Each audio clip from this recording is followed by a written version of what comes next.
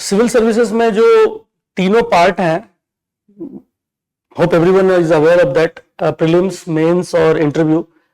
तो हम लोग यंगस्टर्स में सभी लोग लगभग क्रिकेट फैंस होते हैं, तो it's just that way also. 3 format, इधर भी 3 फॉर्मेट, T20, टेस्ट और one day. Same goes with PT, mains and interview. सबसे लंबा फेज मेंस और वो टेस्ट मैच हो गया। पीटी तो T20 है, it is a complete T20 game, T20 ball game, and interview is like a one day. You need strategy, you need focus, you need many things. So the most important part which fetches your rank, many people say interview can decide your service, but mains decides you in the list or not. आप list में रहेंगे या नहीं रहेंगे ये mains ही decide कर देता है। उसके ऊपर आपको जितना इम्प्रोवाइज कर सकते हैं वो कर सकते हैं। तो जो लॉन्गेस्ट पार्ट है टेस्ट मैच, जहां की स्लॉग हिटिंग नहीं चलती है, वहां आपको राहुल द्रविड़ और सचिन तेंदुलकर की तरह ही परफॉर्म करना, because there is no scope for laxity. कहीं भी आप लैक्सिटी कर ही नहीं सकते, क्योंकि आप ऑलरेडी उन पूल ऑफ स्टूडेंट से कंपीट कर रहे हैं जो ऑलरेडी वो 6.5-7 लाख के पुल से निकल के आए हैं। They are the best of the best. उस बेस्ट ऑफ द बेस्ट में सबके पास अपनी कैपेबिलिटी है, अपनी आवाज है, अपनी स्टाइल है, और सब, कोई IIT से, कोई DU से, कोई JNU से, everybody is well educated and well aware. और प्लस आज के जमाने में जहां इंफॉर्मेशन एंड कंटेंट की अवेलेबिलिटी का इशू ही नहीं है, तो इसमें आपको एज कैसे लेना है। Like my strategy, rather than approaching it in a whole, मैं एक, दो I am not a big MS Dhoni fan, but I like his one approach. उनका बहुत बड़ा अप्रोच ये है कि अगर 350 रन बनाना है ना, तो 10 ओवर में ब्रेक करो, 50, 70 ऐसे करके आप करो, तो वो इजी लगने लगेगा। 350 आप देखोगे तो इंटिमिडेटेड हो जाओगे। तो मेरा सबसे पहला स्ट्रेटजी ही यही होता है। Maybe unique to everybody, आप चाहे तो इसको फॉलो कर सकते हैं, अपना भी बना सकते हैं। मैं सबसे पहले क्या देखता हूं जब भी बनाता हूं, मैं पहले जिस दिन भी जाता हूं ड्राइंग बोर्ड पे जाता हूं, और ड्राइंग बोर्ड पे मैं गया तो सबसे पहले मैं डिसाइड करता हूं कि कितने मार्क्स में आप कंफर्टेबली अंदर हो जाएंगे। तो जैसे मैं ड्रॉ डाउन किया तो मैं 850 यहां से टारगेट शुरू करता है कि 850 प्लस हो जाए तो बहुत अच्छा, इसके रेंज में हमें रहना है। तो ये 850 तक मैं कैसे पहुंचूं, इसको फिर वही MS धोनी स्टाइल में इसको हम ब्रेक डाउन करते हैं। जो मेरी अप्रोच इन जनरल रहती है, मैं ऑप्शनल में एक्चुअली मैं ऑप्शनल चेंज नहीं किया। मेरे ग्रेजुएशन, MBA, वर्किंग, मेरा सब कुछ एग्रीकल्चर ही रहा है, तो मैं उस हिसाब से आप लोगों को बता पाऊंगा। तो एग्रीकल्चर मैं सीधा यहां पे काउंट किया 300 प्लस माइनस 10 पे, तो यहां से 850 से 300 निकल गया। तो मुझे अब नेक्स्ट 550 का मुझे अरेंज करना है। अब ये 550 कहां से आएंगे, तो इसको n ब्लॉक कर लेते हैं। 120 प्लस माइनस नहीं, माइनस की तो यहां से कोई नहीं है, प्लस 10 आपको लाना 130, और नेक्स्ट 420 मार्क्स के करीब आपको GS पेपर में और ये ऐसे पेपर में। ये मैंने ब्रेक डाउन किया। अब सबसे पहला दिन मैंने आधे 2 घंटे 3 घंटे लगा के ये ब्रेक डाउन किया कि मुझे यहां तक पहुंचना है, और यहां पहुंचने के लिए मैं कैसे पहुंचूं। तो एग्रीकल्चर में जैसे मैंने बोल दिया 300 है, तो जो जैसे मार्क्स है उसी के हिसाब से आपको टाइम प्रायोरिटाइज करना है, और आप कितने कंफर्टेबल हैं तो उसके हिसाब से आपको प्लान करना है। अब जैसे मेरा केस है एग्रीकल्चर में, मैं एग्रीकल्चर BSc के टाइम पे ही मेरे अपने नोट्स थे, मैं सब नोट्स को संभाल के रखा। इनफैक्ट मैं जिस यूनिवर्सिटी से पढ़ा हूं, पूरी भारत के एग्रीकल्चर स्टूडेंट्स उसी यूनिवर्सिटी के नोट्स से पढ़ते हैं। TNU का notes is considered one of the best in the country. मैं सब संभाल के रखा है, notes, printed notes, hand written notes. UPSC syllabus के हिसाब से उसको मैंने इम्प्रोवाइज करके अपने फर्स्ट सेकंड अटेम्प्ट के प्रिपरेशन में ही मैं तैयार कर लिया था। तो मुझे मालूम था कि ये 300 प्लस माइनस 10 जो है, ये मेरे लो हैंगिंग फ्रूट है, इसको तो मैं पकड़ के ही रहूंगा, और इसको कैसे भी करके 290 280 प्लस पे मेरे को रखना है, ताकि इधर अनसर्टेनिटी बहुत ज्यादा है rather than optional में uncertainty is little bit relatively less, and that is controllable. These are uncontrollable to an extent. Optional and essay, they are controllable. GS is uncontrollable, वो आपके कंट्रोल में ज्यादा नहीं रहती है, but still you can manage to an extent. तो मेरी यही स्ट्रेटजी थी। पहले मैं ये ब्रेक डाउन किया। एग्रीकल्चर के लिए जो भी कोई ऑप्शनल आप करते हैं, तो आपका सबसे पहला टारगेट ये होना चाहिए कि प्रीलिम्स लिखने से पहले तक आपके पास इसकी लिखा पढ़ी पूरी हो जानी चाहिए। मतलब आपकी नोट मेकिंग जो भी आपको करना है, प्रीलिम्स से पहले आपके पास तैयार होनी चाहिए।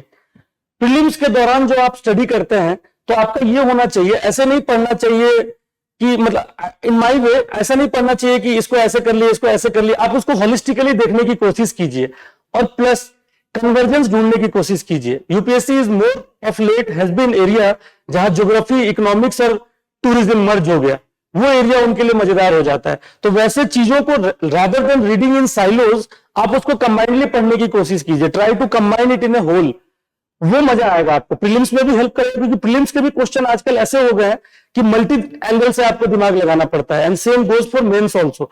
तो उस लेवल से तैयारी करते रहिए।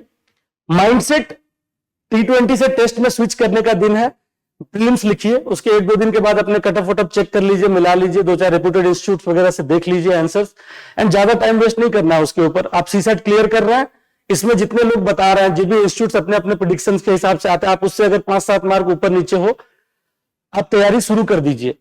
इसमें कुछ एरियाज होते हैं जो हम कवर नहीं करते हैं प्रीलिम्स प्रिपरेशन के दौरान, उन एरियाज को पहले स्टार्ट कीजिए रिजल्ट आने से पहले पहले तक। जैसे कि पोस्ट इंडिपेंडेंस हो गया, छोटे छोटे पार्ट्स हैं बट ये सब बहुत हाई स्कोरिंग है। इंटरनल सिक्योरिटी हो गया, पोस्ट इंडिपेंडेंस हो गया, वर्ल्ड हिस्ट्री हो गई, ये सब पार्ट हम प्रीलिम्स के दौरान नहीं पढ़ते हैं।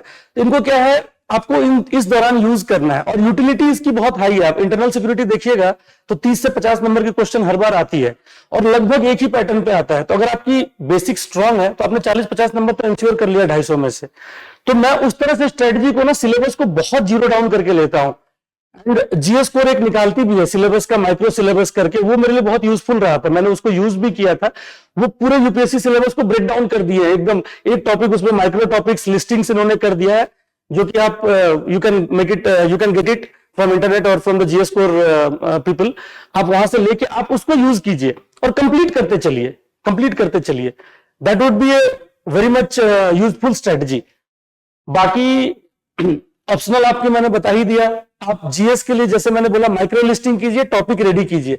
और बहुत लोग बताते हैं और करते भी हैं, जो माइक्रो लिस्टिंग है ना, माइक्रो लिस्टिंग में आप हर चीज के ऊपर 500 से 700, 400 से 500, 700 वर्ड की कंटेंट रेडी रखिए। कोई भी एक टॉपिक आ गई, जैसे मान लीजिए left wing extremism in India, 500 से 700 वर्ड आपके पास होनी चाहिए। जैसे कि ओरिजिन कहां हुई नक्सलबारी में, राइज कब हुआ, पीक कब हुआ, फॉल कैसे हुआ और क्या हुआ, एक एग्जांपल के तौर पे मैंने आपको बोला। तो आपके पास जैसे कि एक टॉपिक है, उसमें e technology in the help of aid of farmers, GS3 का ही टॉपिक है। आप कहीं से भी कंटेंट लाइए, 400-500 वर्ड का कंटेंट आपके पास होना चाहिए। कहीं आप कंसोलिडेटेड मटेरियल लेते हैं तो वो अलग चीज है, बट खुद से बनाया हुआ और रिसर्च किया हुआ इट ऑलवेज हेल्प्स। करके आप जितने माइक्रो टॉपिक्स हैं उसके 400-500 वर्ड के रेडी रखिए और एटलीस्ट उसको अपने हाथ से रेडी कीजिए, पढ़ के रखिए। होता क्या है, मेंस में यही सब टॉपिक्स आते हैं। UPSC does not go beyond the scope of syllabus in mains. और अगर मान लीजिए लेफ्ट विंग एक्सट्रीमिज्म पूछ रहा है, कभी कभी उसमें यह पूछ देता है कि why there is a sudden decline in that और what government is doing to do that. Strategy वही होती है, इंट्रोडक्शन, बॉडी एंड कंक्लूजन। तो ये जो 500-700 वर्ड आपने लिख रखा है ना, वो आपके इंट्रो और कंक्लूजन का काम तो कर ही देगी। आपके 4.5-5 नंबर तो इंश्योर कर दिए। बॉडी में आप करंट अफेयर्स तो पढ़ ही रहे होते हैं, तैयारी कर ही रहे होते हैं, तो उसको उसमें फिट करना है। और इतना तो आपको करना ही पड़ेगा, because you have to run faster than a computer in between those time. तो इसी तरह करके आप बाकी सब्जेक्ट पे भी अप्लाई कर सकते हैं। That was one of the strategies which I used, micro listing, making topics and using it.